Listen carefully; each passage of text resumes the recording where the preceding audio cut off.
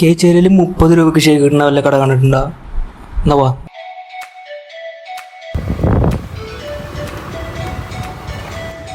നോക്കിക്കോ, ഇതാണ് പട്ടിക്കര പള്ളിയുടെ മുന്നിലുള്ള ഷോപ്പ്. ഇതേ ബിരിയാണി കട. നമ്മുടെ ബിരിയാണി മാത്രമല്ല ഇവിടെ കിട്ടുക, അടിപൊളി 30 രൂപയുടെ ഷേക്കും കിട്ടും ഇവിടെ.